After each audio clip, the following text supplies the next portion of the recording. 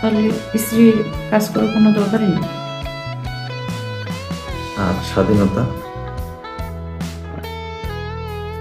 চার দেওয়ালের মাঝে বন্দি।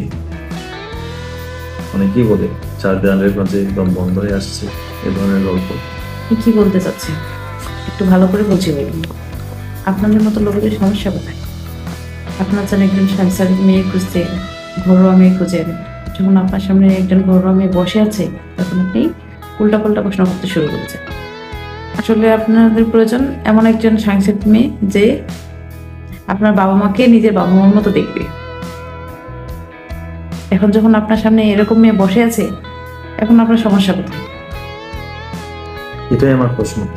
আমি এই প্রশ্নটাই আপনাকে করতে চাচ্ছি।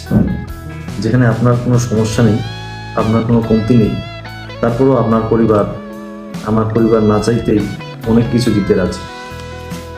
আপনার ফ্যামিলি কি আমার ফ্যামিলিকে ইমপ্রেস করতে যাচ্ছে? তো এতে সমস্যা কোথায়? আমি তাদের একমাত্র মেয়ে, আমার খুশির জন্য তারা দিতেই পারে।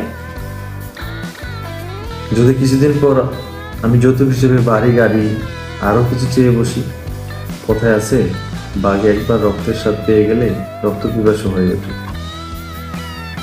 আপনি এমন করবেন না, আমি জানি। এটা ভেবেই অনেক মেয়ে ভুল করে, এতে অনেক মেয়ের জীবন নষ্ট হয়। তার পরিবারও আপনার মতো ভেবেছিল তাদের জামাই হয়তো খারাপ হবে না। মানে আপনি কি বিয়ে করতে চান না?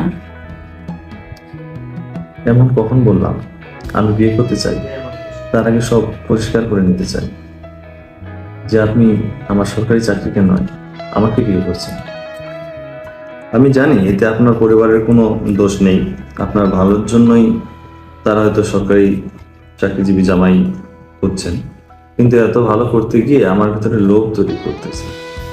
আসলে এক কথায় আমার জন্য একজন সাধারণ জীবনসাথী প্রয়োজন, কোনো বড় লোক বউ আমার প্রয়োজন নেই। আমি এখানে অনেক কষ্ট করে এসেছি, সততার সাথে আমি এই চাকরিটা করি।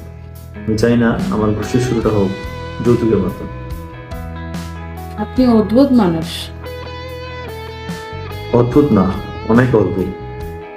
আমার তো মনে হচ্ছে এখানে ছেলে পক্ষকে মেয়ে পক্ষকে কনফিউজড।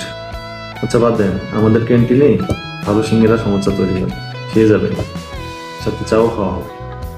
আমি আসলে চা লাভার।